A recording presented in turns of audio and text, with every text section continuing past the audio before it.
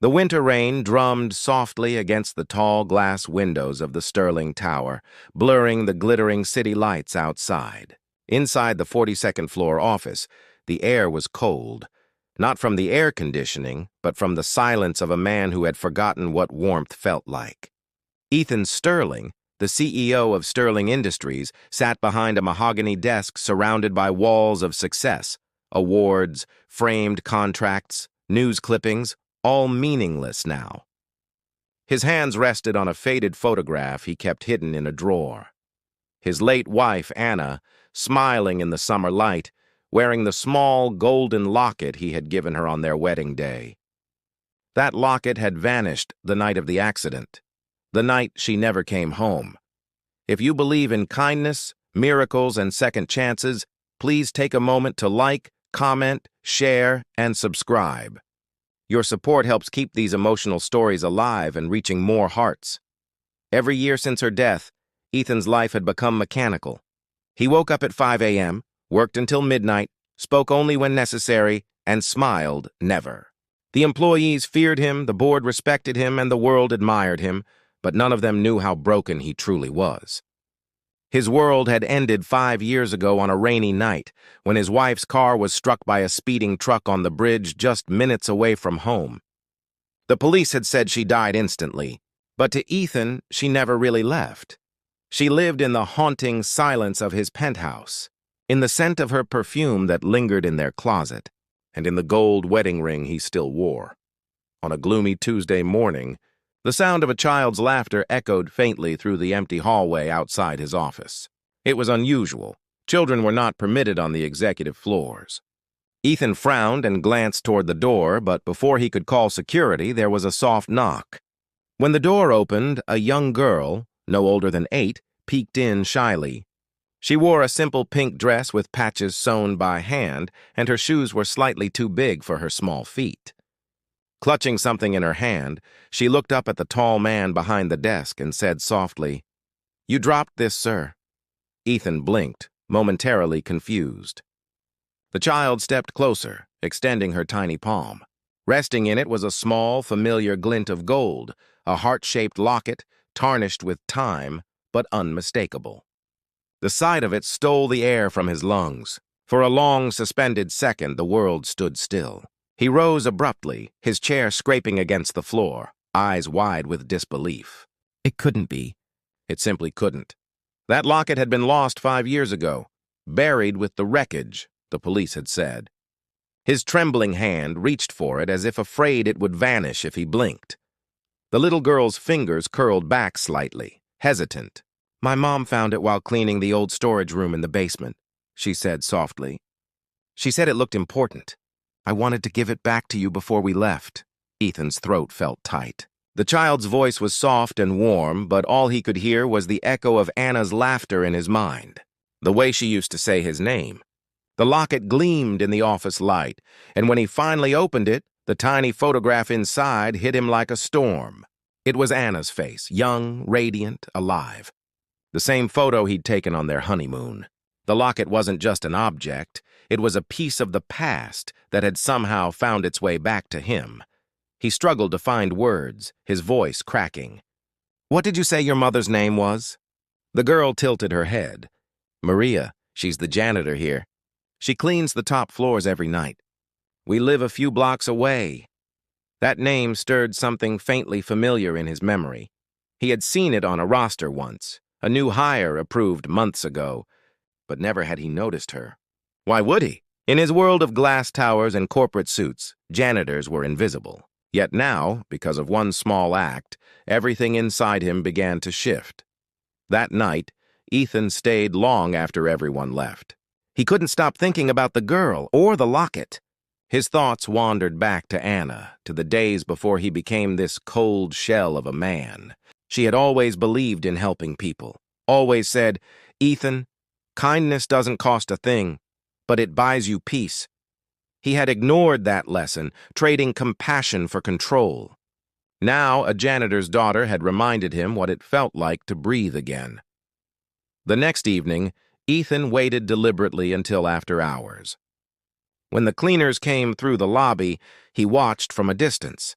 That's when he saw Maria, mid-30s, hair tied back, wearing a faded uniform, pushing a cleaning cart down the corridor. Her face was tired, but her eyes were gentle, kind. The little girl, Sophie, as he later learned, skipped beside her, humming to herself. It was a simple scene, yet it struck Ethan harder than any business triumph ever had. He approached them quietly. Maria turned, startled, almost dropping her mop. "Sir, I'm sorry, we didn't know anyone was still here." But Ethan raised a hand, gently. "It's fine," he said. "You found something that belonged to my wife. I wanted to thank you." His gaze softened as he looked down at Sophie. "And thank you, young lady. You brought me back something I thought I'd lost forever." Maria smiled faintly, glancing at the locket in his hand. "She found it near the old storage shelves," she said softly. "I almost threw it away. But she said it looked special." Sophie nodded proudly. "It had love inside," she said innocently, making Ethan's heart ache in the best possible way. Over the next few weeks, something unexpected began to happen. Ethan found reasons to visit the lower floors, always ending up near the janitorial office. Sometimes he'd bring leftover pastries from meetings for Sophie, who adored them. Sometimes he'd just talk to Maria about ordinary things. The weather, the city, her long work hours.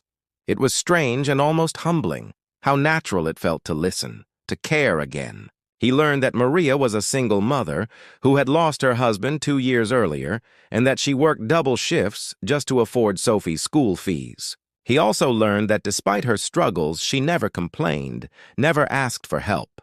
She simply smiled through everything, much like Anna once had. One rainy night, while Sophie waited in a corner drawing on scraps of paper, Maria cleaned Ethan's office. He sat watching her quietly, the way she moved with diligence and grace, and finally said, "You remind me of someone I once knew." She looked up, puzzled. "Your wife?" she asked softly. Ethan nodded. "She used to say people like you keep the world turning, honest people who work hard even when no one's watching." Maria smiled faintly. Maybe she was right. "But people like you keep the world dreaming. Everyone has their place, sir. We just try to make it through one day at a time." Something about those words settled deep in his heart. That night, as Maria and Sophie left, Ethan sat in the empty office staring at the city lights again. But this time, the silence didn't feel so heavy. He could hear echoes of laughter again, Anna's and now Sophie's. Maybe that was the universe's way of telling him he wasn't done living. Weeks turned into months. The once feared CEO began to change.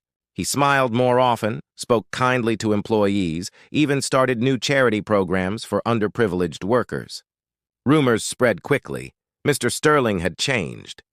But no one knew why. They didn't see the small moments that shaped him, the drawings Sophie made for his desk, the coffee Maria brought when she noticed he skipped dinner, the way their quiet kindness stitched something back together inside him.